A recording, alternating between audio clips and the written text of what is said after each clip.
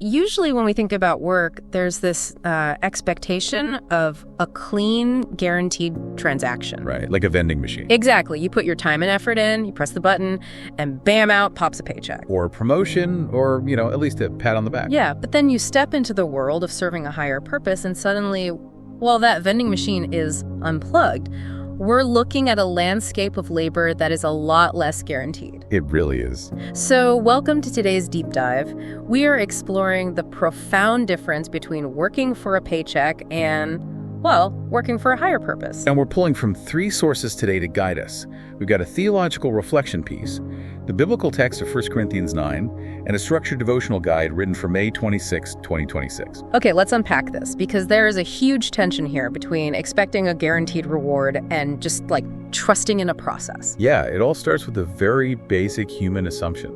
If you work, you deserve to be compensated. Right. And in the historical text of 1 Corinthians 9, the author leans incredibly hard into this idea. Paul, the author, he makes these highly relatable, almost painfully obvious examples. He asks, who serves as a soldier at his own expense? Right, or who plants a vineyard without eating its fruit? Or tends a flock without drinking the milk. He even quotes ancient law saying you shouldn't muzzle an ox while it's treading grain, let the ox eat. The logic is undeniable there.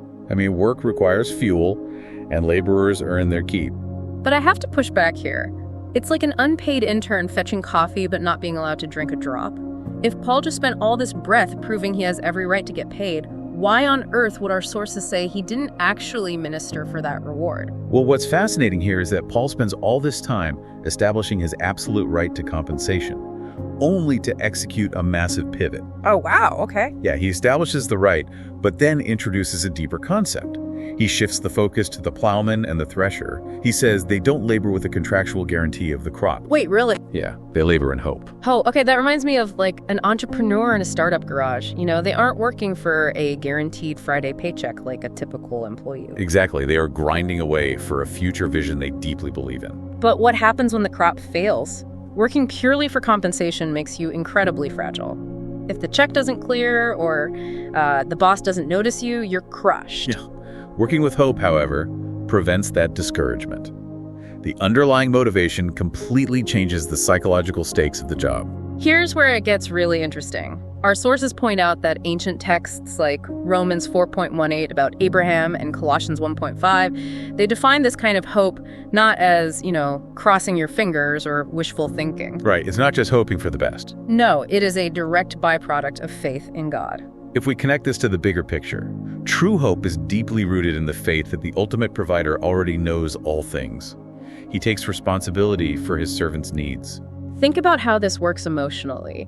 When you zoom out and trust that your unseen needs are recognized by a higher power, it biologically and mentally lowers the stress of an unappreciated workday. Yeah, you aren't riding the exhausting roller coaster of immediate validation anymore. Which brings this ancient theology crashing right into your modern daily grind. Pulling from those Harvest of Hope notes, we all have to confront the reality of feeling completely unseen or unappreciated in our own service at some point. We absolutely do. It's a very common human experience. So what does this all mean for you? When you are putting in the work, are you serving to get applause or are you operating with hope? This raises an important question about how we process frustration. The devotional emphasizes learning to trust that the ultimate provider sees every single hidden act of service. And that actively removes the bitterness from your labor, right? Exactly. It rewires your brain to find peace in the act of service itself. You stop resenting the lack of applause because you simply aren't working for the applause anymore. Moving from seeking human reward to cultivating eternal hope just completely changes how you experience your work. It really does. It's a total paradigm shift. I want to leave you with one final thought to mull over. Think about that plowman again. They work in hope for a harvest, but that harvest relies on weather, rain, and elements that are completely out of their hands. Right, they don't control the rain. Exactly. So how might embracing that same lack of control over the ultimate results of your labor actually give you far more freedom and peace in your daily work today? Maybe it's time to stop staring at the vending machine waiting for a payout and just learn to love planting the seeds.